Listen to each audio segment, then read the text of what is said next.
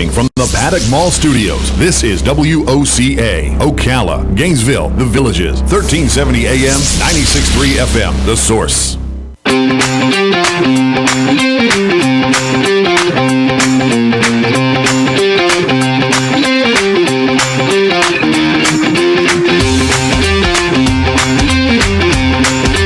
All right, 5 minutes after 11 o'clock. Thank you for tuning in. If I could close my eyes and think what radio looked like when I first started in radio, there was none of this stuff.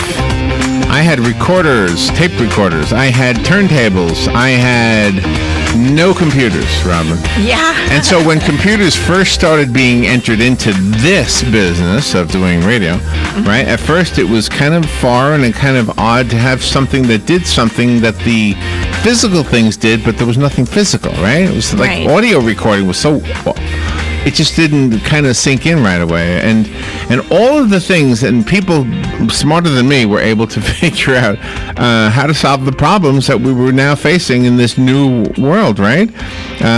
There's a book called From Problem Solving to Solution Design, Turning Ideas into Actions, and that's exactly what has happened along the way and continues to happen.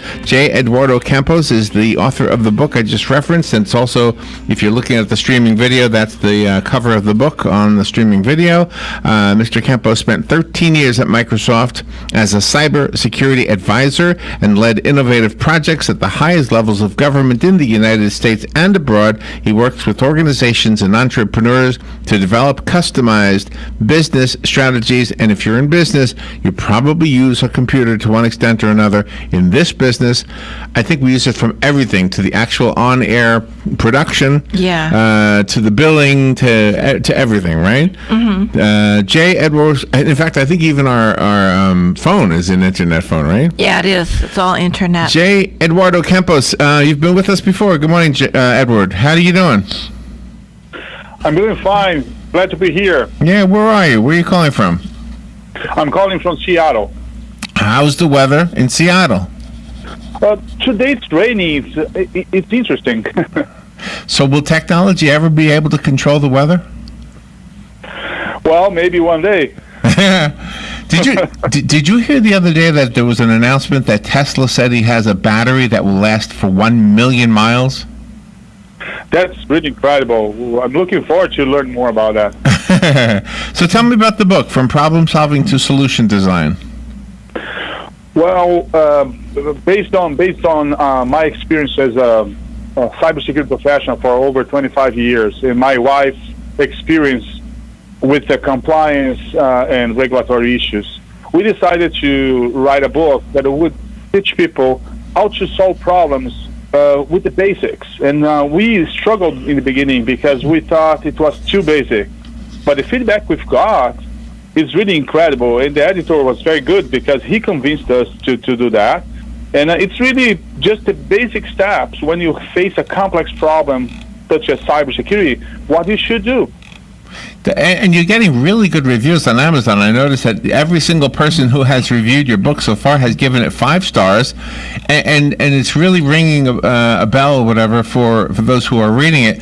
Does it apply to the non-computer sector of our lives? Like if we have a problem that needs to be solved, and it's about, scheduling when to take the dog for a walk or something, does it apply to that as well? Yes, it applies. And it was surprising to see those reviews and people that we've never met before. We don't even know. We only know their names because are in the reviews.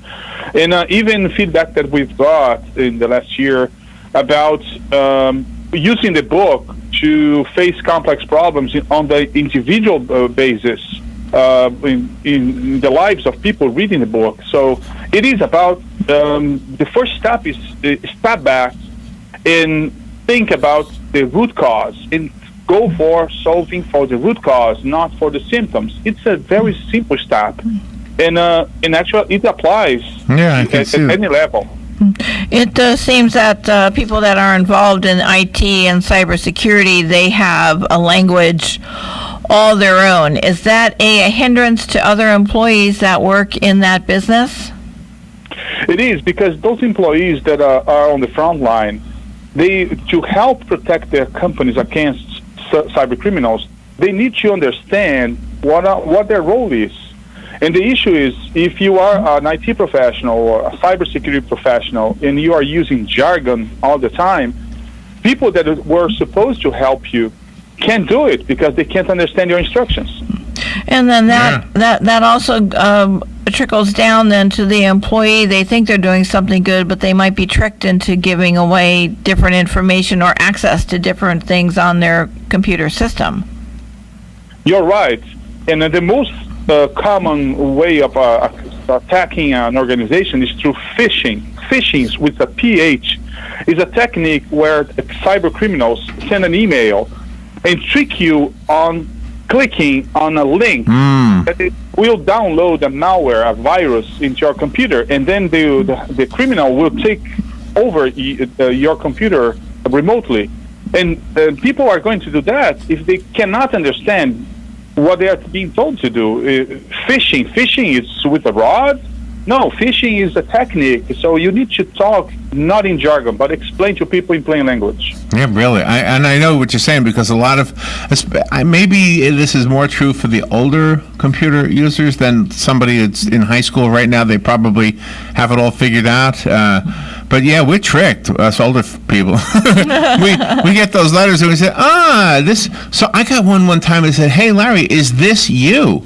And I'm thinking, wait a minute, is this me? That doesn't look like, it looks like me, but it doesn't look like the person sending it, is what I meant to say.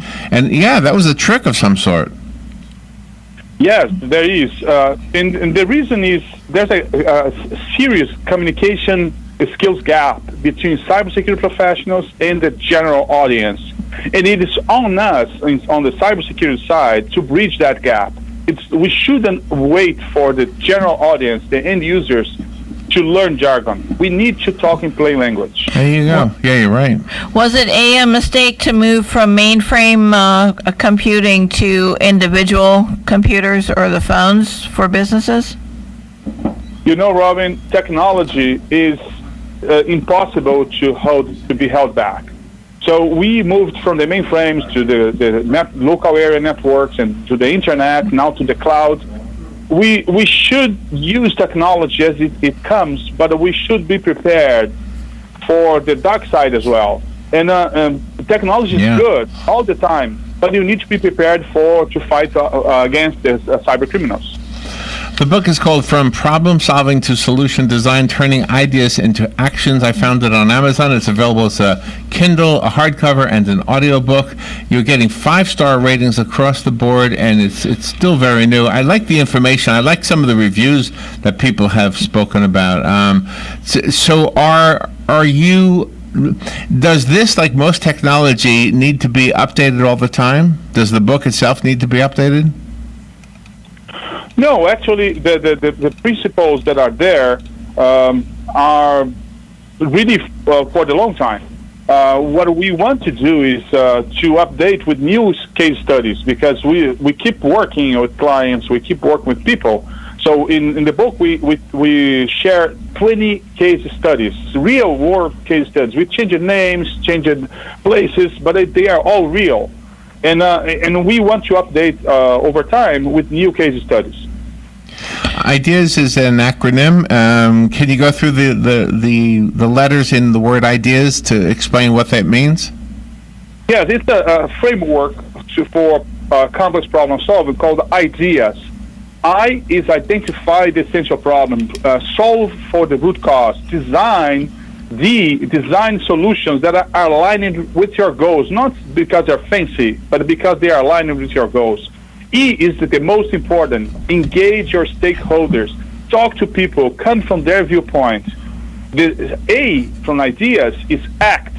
You have to implement something. You create fancy ideas. Now let's implement it. And then the final one, S, sustain from IDEAS, is the implement. After implementing, you have to think: is this going to be there 1 year from now? We should plan for change. Right.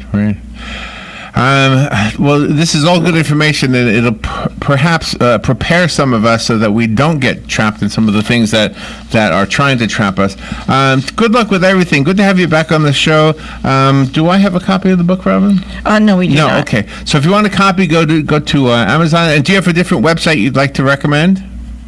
Yes, and your listeners can go and download for free one chapter of the book. It's eecampos.com. eecampos.com. Very good.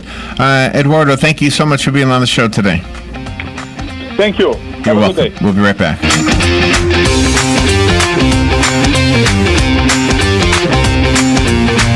Luby Bat Conservancy welcomes you to their 15th annual Florida Bat Festival.